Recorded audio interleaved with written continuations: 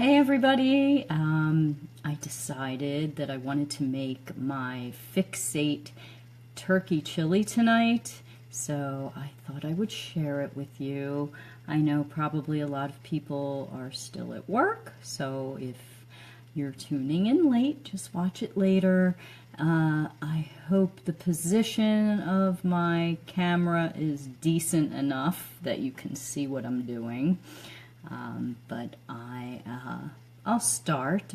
Well, I'll wait a minute and see if anybody pops on to watch live. But I am using well, I got to start with, I like to modify everything. I modify my workouts and I modify my recipes. So, with that said, I'm not strictly following the Fixate recipe, but I can assure you that I haven't changed the healthiness of it by anything that I've done. So, this is the recipe from the Fixate cookbook, which I love. It's very well used. So I'm going to start by mixing up. I put together, it calls for onion, 1 medium onion, 1 medium green pepper, and 1 medium red pepper, and 2 cloves of garlic. I take all of that and put it in my food processor over here. Let me see, there's my food processor. I actually have frozen peppers, so I just took them right out of the bag, but they're kind of big pieces, so I put them in the food processor along with the onion and 2 cloves of garlic, and then I'm going to chop that all up together. The recipe actually has you do them separately. I do it all together. It's faster and it tastes just as good. So you're going to have some noise for a minute.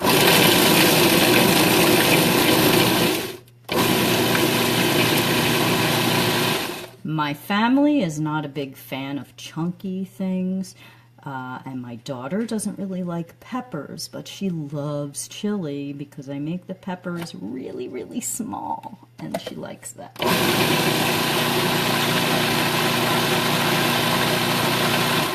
So of course it's up to your own preference how big or small your onions and peppers are.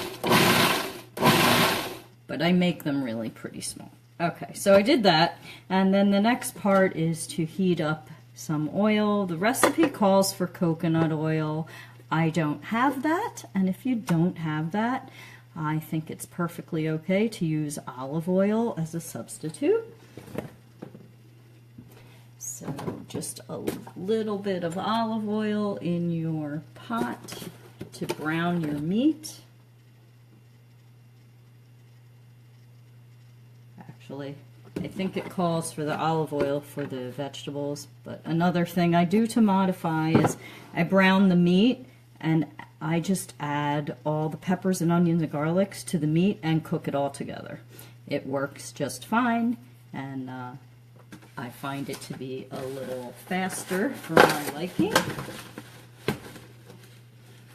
So I have a pound of ground turkey here that I will put into the pot to brown.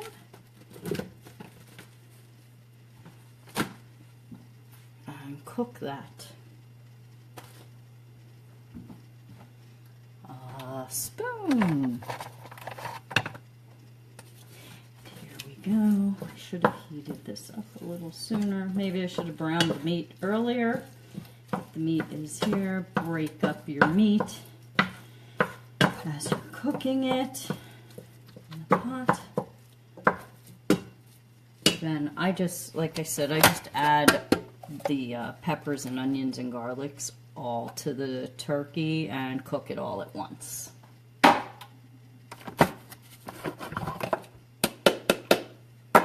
There it is, all ground up.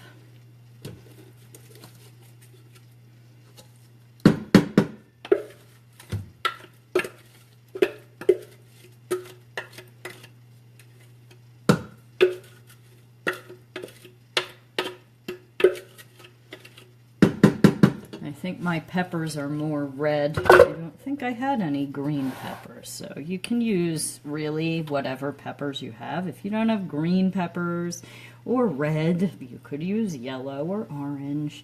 Any peppers you like should be just fine. If you like your chili hot, you can throw in some hot, not too much. We don't really like our chili hot, so I don't do that. I just stick with the standard recipe, and they do. So since that's going to take a little while to cook, I'll just step you through it as if it's cooked, and then later I'll post a picture. But so once your meat and your vegetables are all cooked and ready, you can add everything else. And what I have to add then is the kidney beans, the tomatoes, the wine, and the chili powder. So the kidney beans, I took 2 cans of kidney beans, 15-ounce cans, the regular smaller cans, and rinsed them off, and I will dump them in once the meat and veggies are cooked. Add them.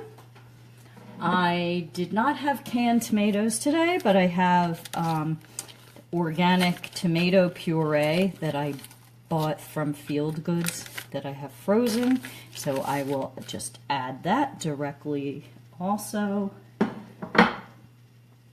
And what was the next part? The wine. You cannot forget the red wine in the chili. It makes a world of difference in the flavor. Anytime I've made it without red wine, my husband says he doesn't like it. My daughter doesn't like it. So they don't even know why they didn't like it until I say, oh, I didn't have any red wine. So you need the red wine, and 1 cup of red wine to the recipe. I will add that.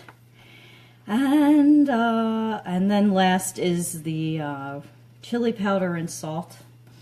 It calls for a tablespoon of chili powder. I personally like a little bit more than that, so I might put 2 tablespoons in and see how it looks, how it tastes. You be the judge of how you like it, but 1 tablespoon is what the recipe calls for. And then salt, just a half a teaspoon of salt to add. If you are using canned tomatoes that have salt added already, you might want to skip the salt, or if your family needs to be careful about salt intake. Sometimes I don't add salt to things because my husband's on blood pressure medication and he's supposed to not have too much added salt, so I'll leave that out.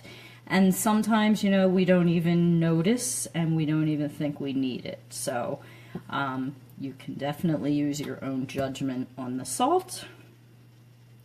And then, of course, there's crushed red pepper, which I don't normally include, but if you like your stuff a little bit spicier, add just a little bit of anywhere up to 2 teaspoons of crushed red pepper. 2 teaspoons is a lot for me, but it might not be a lot for you.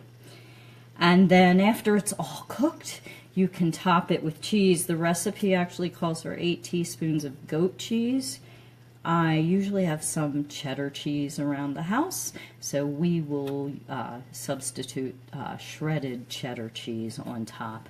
Or another thing that's good is, I used to use sour cream, but you could probably use the Greek yogurt instead of sour cream if you like to add a little dollop of that on top. So that's that, and when it's all done cooking, I'll post a picture of it. But that is all the instructions. You really just cook it once you put everything in. Cook it for like 20 minutes, but if you need to simmer it longer, just reduce the heat, leave it on low until everybody's ready to eat it. And it reheats really well, so if I have more of the ingredients, sometimes I'll double the recipe so I have lots of it for during the week. And I think that's everything. So have a great night, everybody. Let's hear what everyone else is eating for dinner. But anyway, this is really one of my favorite things to make. My daughter loves it. My husband loves it. Her friends, when they come over, love it. So it's really a terrific recipe, and it's good for you. And it's each serving of 1.5 cups is 1 red, 1 yellow, half a green, and half a teaspoon. So there you have it. Have a great night, and thank you, Rosita. I see you're watching. Have a great night. Bye.